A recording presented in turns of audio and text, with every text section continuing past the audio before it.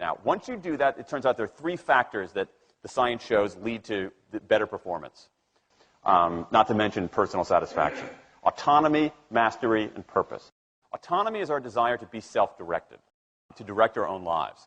Now, in many ways, traditional notions of management run afoul of that. Management is great if you want compliance, but if you want engagement, which is what we want in the workforce today as people are doing more complicated, sophisticated things, self-direction is better. Let me give you some examples of this, of almost radical forms of self-direction in the workplace that lead to good results. Let's start with this company right here, Atlassian, an Australian company. It's a software company, and they do something really cool. Once a quarter, on a Thursday afternoon, they say to their developers, for the next 24 hours, you can work on anything you want.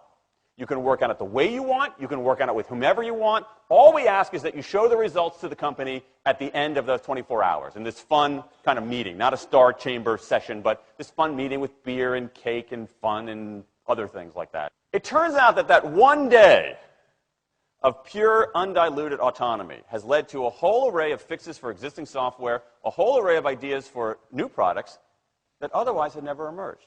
One day. Now, this is not an if-then incentive. This is not the sort of thing that I would have done 3 years ago before I knew this research.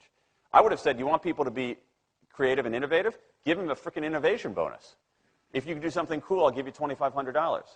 They're not doing this at all. They're essentially saying, you probably want to do something interesting. Let me just get out of your way. One day of autonomy produces things that had never emerged. Right, let's talk about mastery. Mastery is our urge to get better at stuff. We like to get better at stuff. This is why people play musical instruments on the weekend. You got all these people who are acting in ways that seem irrational economically. They play musical instruments on weekends. Why? It's not going to get them a mate. It's not going to make them any money. Why are they doing it? Because it's fun, because you get better at it, and that's satisfying. Go back in time a little bit. I imagine this if I went to my first economics professor, a woman named Mary Alice Schulman, and I went to her in 1983 and said, Professor Schulman, can I talk to you after class for a moment? Yeah. I got this inkling. I got this idea for a business model. I just want to run it past you. Here's how it would work.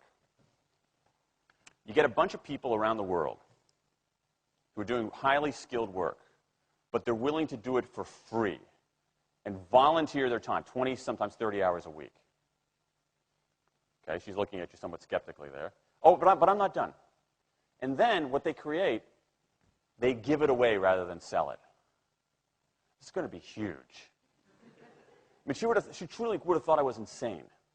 Okay, it seemed to fly in the face of so many things. But what do you have? You have Linux powering 1 out of 4 corporate servers in Fortune 500 companies, Apache powering more than the majority of web servers, Wikipedia. What's going on? Why are people doing this? Why are these people, many of whom are technically sophisticated, highly skilled people who have jobs? Okay? They have jobs. They're working at jobs for pay, doing sophisticated technological work. And yet, during their limited discretionary time, they do equally, if not more, technically sophisticated work, not for their employer, but for someone else for free. That's a strange economic behavior. Economists who look into it, why are they doing this? It's overwhelmingly clear. Challenge and mastery, along with making a contribution. That's it. What you see more and more is a rise of what you might call the purpose motive, is that more and more organizations want to have some kind of transcendent purpose, partly because it makes coming to work better, partly because that's the way to get better talent.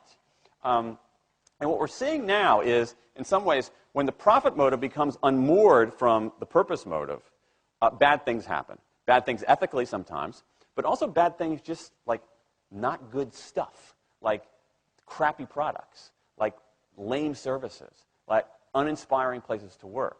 That when the profit motive is paramount, or when it becomes completely unhitched from the purpose motive, it's just, people don't do great things. More and more organizations are realizing this and sort of disturbing the categories between what's profit and what's purpose. And I think that actually heralds something interesting. And I think that the organizations that are flourishing, whether they're profit, for-profit, or somewhere in between, are animated by this purpose motive. Let me give you a couple of examples. Here's the founder of Skype. He says, our goal is to be disruptive, but in the cause of making the world a better place. Pretty good purpose. Here's Steve Jobs. I want to put a ding in the universe. All right? That's the kind of thing that might get you up in the morning and racing to go to work. So I think that, that we are purpose maximizers, not only profit maximizers. I think the science shows that we care about mastery very, very deeply. And the science shows that we want to be self-directed. And I think that the big takeaway here is that if we start treating people like people and not assuming that they're simply horses, slower, smaller, better-smelling horses, if we get past this kind of ideology of carrots and sticks and look at the science, I think we can actually build organizations and work lives that make us better off, but I also think they have the promise to make our world just a little bit better.